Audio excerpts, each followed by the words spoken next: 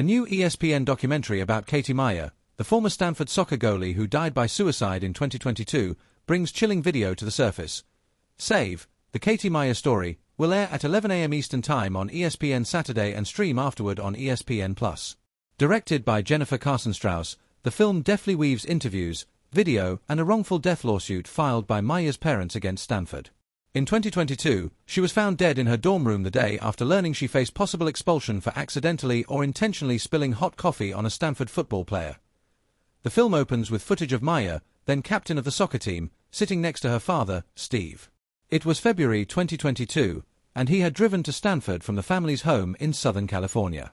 Katie Meyer had invited him to be the guest on the first episode of her podcast. What do you think a lesson is that a person just has to learn on their own? Katie Meyer asks on the podcast, "Be the mentality. Life is not easy, right?" Her father replies. After some type of failure, whether it's in sports or in schoolwork or your career, then if you just keep grinding and remain open-minded, it may actually be an opportunity to do something else. Meyer died 2 weeks later.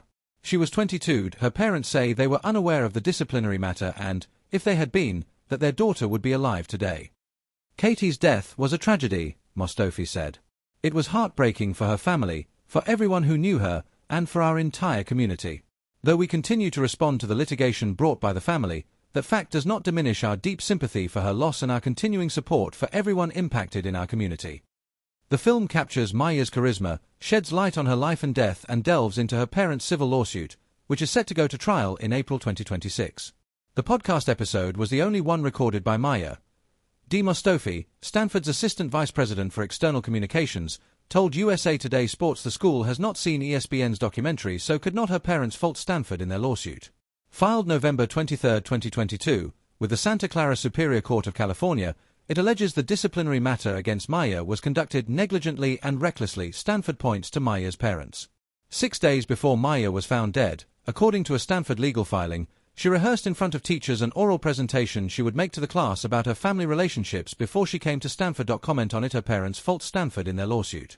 Filed November 23, 2022, with the Santa Clara Superior Court of California, it alleges the disciplinary matter against Meyer was conducted negligently and recklessly. Stanford points to Meyer's parents.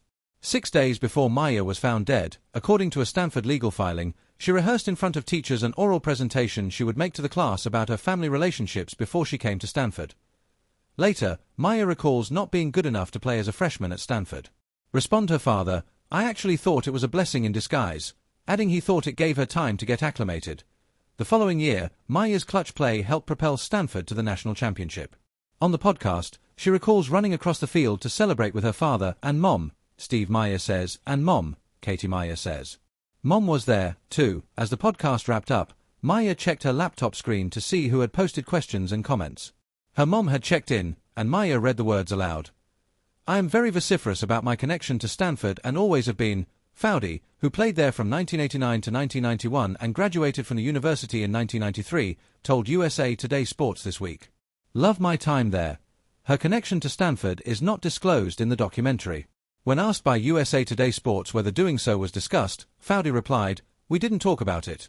Andy Hall, a director of communications with ESPN, told USA Today Sports, "There was a discussion, but she wasn't involved in it, and ESPN decided Foudy's ties to Stanford did not make a difference in her being the reporter on the story.